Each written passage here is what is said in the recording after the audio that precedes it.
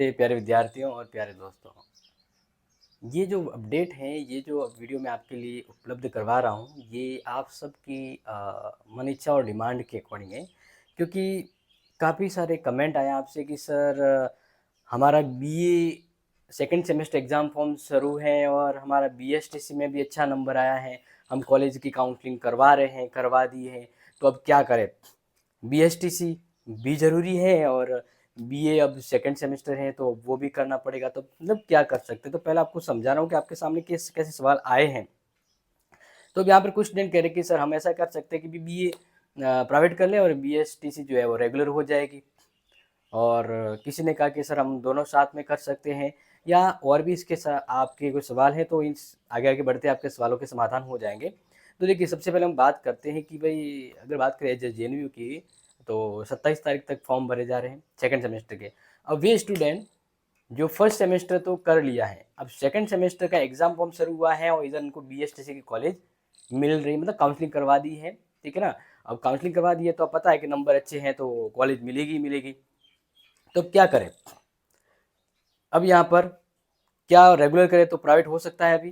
तो अब कुछ चीज़ें हैं जो आप जान लीजिए कि आपको लगता है कि आपका जहाँ तक मेरिट बताई गई उस अकॉर्डिंग आपके नंबर आ रहे हैं, श्योरिटी है, तो बीएसटीसी कीजिए, नो डाउट बीएसटीसी कीजिए। लेकिन बीएसटीसी करोगे तो आपका बी जो फर्स्ट सेमेस्टर किया हुआ है रेगुलर, अब 20 में आप प्राइवेट नहीं कर सकते, क्योंकि यहाँ पर अभी एक सिस्टम बन गया है कि आप बीए फर्स्ट ईयर के 2 सेमेस्टर या तो रेगुलर कर सकते हो या प्राइवेट कर सकते हो। 20 में प्राइवेट और रेगुलर नहीं हो सकता, आधा अधूरा नहीं हो सकता, ये आधा साल हो गया ना।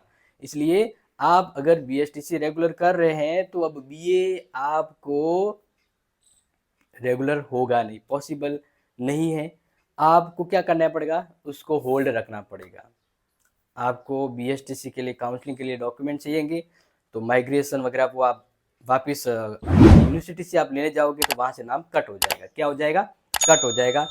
तो इसका मतलब ये है कि अब ये वो समय है जब आप एक चीज़ को फोकस कर लें, या तो बीएसटीसी करना है या बीएसटी नहीं हो रहा तो आपको ये करना है।